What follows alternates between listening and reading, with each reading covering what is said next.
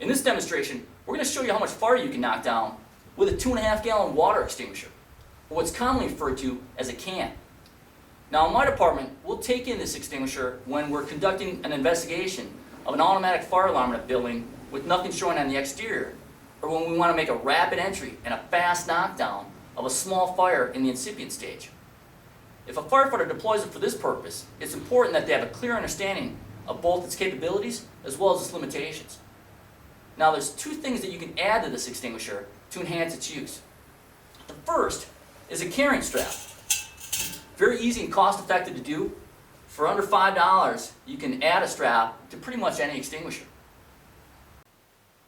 This is what you'll need. First of all, a stainless steel pipe clamp. This one has a diameter of 7 inches, but whatever size you go with is going to be dictated by the diameter of your extinguisher. You're also going to need a 1-inch D-ring. This should ideally be stainless steel as well. And then finally, you're going to need a section of 1-inch tubular or flat webbing. Now this one's a little over 6 feet, but you can go with whatever length you want. I prefer a little longer strap because it gives you 2 options for carrying the extinguisher. The first method is the easiest, and it simply involves taking the strap and placing it over one shoulder. Another technique, and a more secure way of carrying the extinguisher, involves taking the strap and placing it over both your head and your shoulder. This method works well and is safer for climbing stairs or a ladder and gives you the option of carrying additional tools or equipment.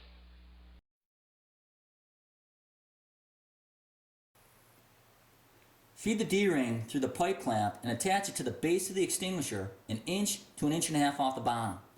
If you got a rubber boot that covers the base of your can, I would suggest you just go above it. The D-ring should be directly in line with the top hanging bracket.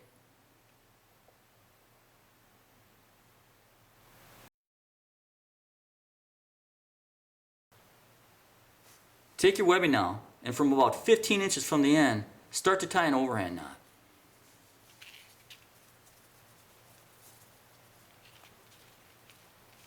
Keep that overhand knot loose, and make sure the tail is about 10 inches. Now you're going to repeat the same knot on the other end of the webbing. Now take one end of the webbing, with the tail coming out on top, and run it through the D-ring. At this point, you're simply going to retrace that overhand knot.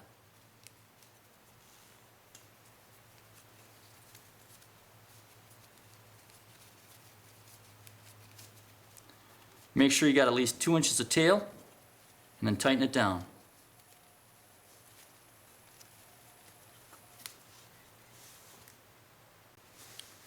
Run the webbing out so there's no twists, and again with the tail coming out on top, you're going to feed it through that top hanging bracket.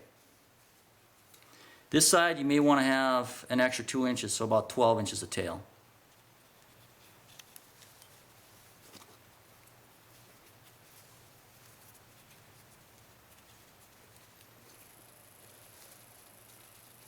Again, at least 2 inches. Tighten and dress everything out, and you're good to go. Another thing you can add to your water extinguisher to enhance its suppression capabilities is Class A foam. Now we all know the benefits of foam. Basically it breaks down the surface tension of the water molecule, which enhances its cooling capabilities and allows it to penetrate and get in deeper to the material that's burning. When using Class A foam for interior firefighting, your settings are typically going to be anywhere from 0.5 to 1%. To understand how much foam that is in a 2.5-gallon water extinguisher, let's take a look at this chart.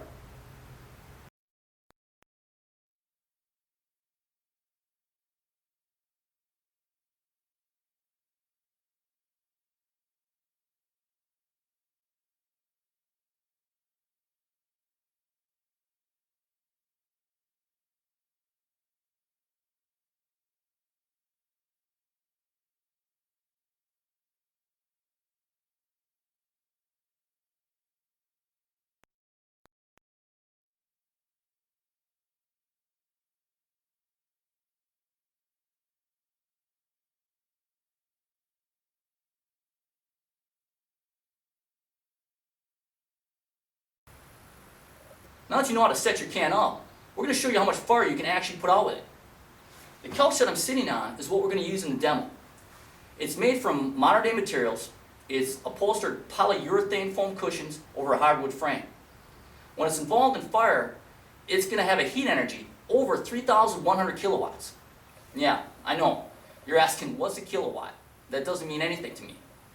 Well, to put this in clear perspective, this couch is a little over 6.5 feet long and a little over 3.5 feet wide. The heat energy produced from this couch when it's fully involved in fire is going to be over twice what you would get if you lit up a 6 by 6 foot square pool of gasoline. Now that's significant. In other words, if you put this couch in a room, let's say 10 by 10, maybe 10 by 15, it's going to cause that room to flash over literally in minutes. So the faster you can get in and knock it down, the better off you're going to be. Now I'm saying you're always going to be doing that with a can, and we should be doing that with typically an 1 3/4 hose line. But at least this is going to give you perspective. So what we're going to do is we're going to light this thing up, let it get fully involved, come in and show you how much we can knock it down just with this can.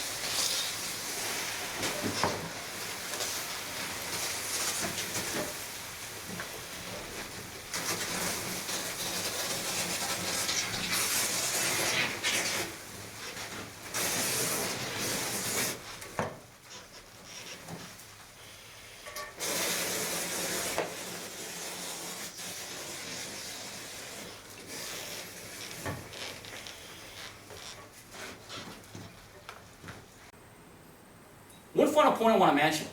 Unlike when working with a hose line on the interior, when using a water extinguisher, you're going to want to break up the stream. This is going to create more particles and increase the surface area of the water. The additional steam conversion will aid in cooling the material that's burning, but will still be minimal enough as to not create a hazard. Now you can still use a solid stream initially for greater reach and penetration. But once you move closer to enhance the speed and efficiency of final extinguishment, you're going to want to fan the stream. Now the best way to do this is by simply placing a finger over the end of the nozzle.